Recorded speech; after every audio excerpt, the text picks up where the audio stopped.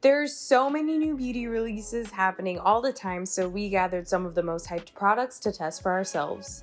This is the super saturated serum from Experiment. It has 30% glycerin in it, which I think is what makes it so sticky. This is supposed to be a hydrating serum, but I'm gonna be using it as a makeup primer. It reminds me so much of all those sticky, tacky primers on the market right now, like the one from Milk. This actually felt amazing on my skin. It's kind of slimy, but it just feels so hydrating. I let it sit for a bit before applying my foundation on top, and everything went on really nicely. It's so similar to other sticky primers I've tried, but this is more of a skincare product. I'm definitely gonna keep using this as a primer though. I don't know how, but I managed to get my hands on the One Size Blush Trio in Attention Seeker. It has a cream, a matte powder, and a sheen powder. I reviewed these before and did love them, but the cream in this one is just not it. It's so chalky and ashy looking. I get that not every color is gonna work for every skin tone, but the creams in the other colors I've tried were much more true to how they looked in the pan. The matte powder blush is really pretty. Combining the matte blush with the cream blush gave me such a better color payoff. But the sheen powder is the real star of the show here. It has a bunch of pink, baby blue, and lavender shimmer in it that just looks so beautiful. I had to put this on my eyes too. I loved it so much. This is the iconic London Rollaway Glow highlighter. It's literally a roll-on highlighter. When I first applied it, I did go over already powdered makeup and realized that this stuff dries down almost immediately. Like, it simply would not blend. So I tried it again over not powdered makeup. I worked section by section, and I also tried to move at lightning speed, and I had a much better outcome. I feel like it still dried down so fast. I had to blend for a while to get it to look how I wanted, but I do think it's very pretty and glowy. Fenty Beauty released another lip product. This is the Icon Velvet Liquid Lipstick. The packaging is so cool. Look at this little floating logo. The formula is this super moussey cream. It doesn't dry down like a regular liquid lipstick would. It just stays this soft matte finish on the lips. These are really pigmented. Like, the color is so rich and they feel so comfortable and pillowy on the lips. I've seen people say that these transfer a lot. They're not described as being transfer proof, but I do see how this formula could move around throughout the day. I think a good lip liner and some blotting could help, but honestly, I really like how this formula feels and looks. I have two very similar products to compare, the Essence What a Tint Lip and Cheek Tint and the Benefit Benetint. Both are this watery pink lip stain that you can also use on the cheeks, but the Essence one is just way more affordable. I have to say, I didn't really like either of these on top of foundation. I feel like they both lifted my foundation a bit and looked a little patchy. The Benetint did have a better color payoff though. But then on the lips, I feel like the Essence one was more pigmented. It was very confusing. Both looked patchy on my lips as well. They are similar enough though that you could save the money and go for the Essence one. This is the Makeup Forever HD Skin Matte Velvet Undetectable Longwear Blurring Powder Foundation. These names, you guys, they're just getting longer and longer. I'm always a little scared of powder foundations because I feel like they tend to grab onto dryness and texture, but I was completely blown away by this. This powder is silky smooth and just glides on. I don't understand how they got a powder foundation to look this natural on the skin.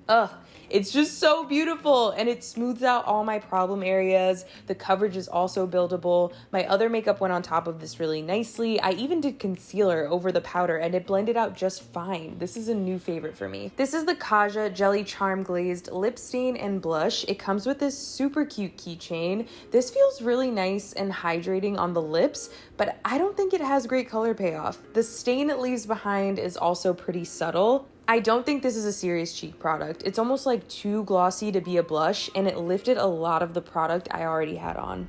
MAC just released this Locked Kiss Ink lipstick. It's a transfer-proof and waterproof lipstick that's meant to last a really long time. The actual formula is more watery than I was expecting. It's on the thinner side and does need some time to dry if you need to add more. It's very lightweight and not drying, even though it is matte. I wore this for about 6 hours. I drank and ate and it still looked good at the end of the day. I also did a kiss test on the back of my hand and on my dog, and I definitely think this is transfer proof.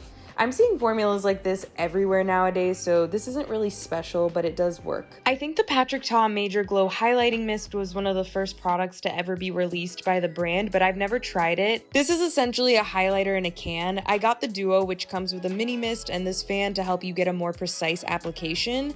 I do think the glow this gives is beautiful, but it's obviously hard to control a mist even with the fan, so I ended up getting highlighter in a lot of places. For now, I can see myself using this as a body highlighter. I still need more practice with it on the face, but I do like how it looks on the skin. I've used a few of the Rare Beauty Soft Pinch liquid blushes before, but only the matte formulas, and I've never used a shade this vibrant. This is the color Lucky, and it's a dewy hot pink. I actually found this dewy formula to be a little bit easier to work with because it doesn't dry down as fast. This product in general needs a bit of trial and error. For me, the easiest way to work with it is to apply some on the back of my hand, blend that with the sponge, and then gently tap it onto the face. It does layer nicely over other products, and you can pick your level of intensity as long as you don't immediately go in with too much. This is one of those colors that I can see working for so many people, and I actually think I prefer the dewy formula. This is the Makeup by Mario MoistureGlow Plumping Lip Color. It's supposed to be full coverage, plumping, and weightless on the lips.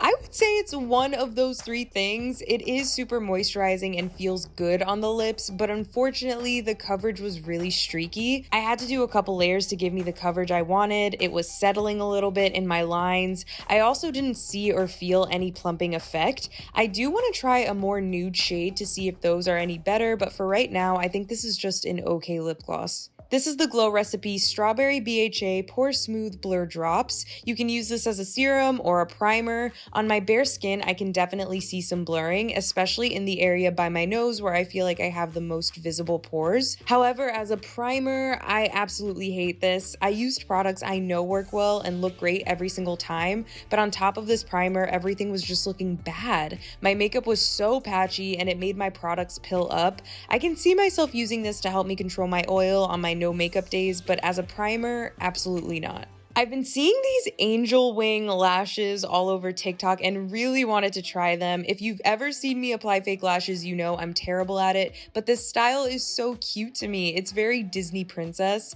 I don't particularly like this brand of lash because the band was just too thick and stiff, but I do like the lash style. Too Faced came out with these Lip Injection Extreme Lip Shaper Plumping Lip Liners. I'm actually a fan of their Lip Injection Extreme Lip Plumpers. It does have a pretty intense tingly feeling just like the plumpers, but I really enjoyed these. They work exactly the same as the regular plumpers, except I think these are better. With lip plumpers, you're supposed to apply a little bit outside of your lip line for a plumping effect, and since these are plumping lip liners, it just makes it so easy. I like that you can define and plump at the same time. I'm holding on to these for sure. This is the NYX Face Freezy Cooling Hydration Moisturizer and Primer. It has this really interesting gel texture. I typically don't like primers like this, but it blended into my skin quickly and it definitely blurred some of my pores. It has a cooling effect that feels really good. I thought I would have an issue applying my other makeup on top of a primer like this, but I actually loved how my makeup looked. Everything blended out easily and looked so smooth. I don't think I would use this as an everyday moisturizer, but I do like this as a primer. I've used the Maybelline Instant Age Rewind Eraser for years, but never in this pink shade that recently went viral. This is the shade 160 Brightener. I just put a bit under each eye before my concealer.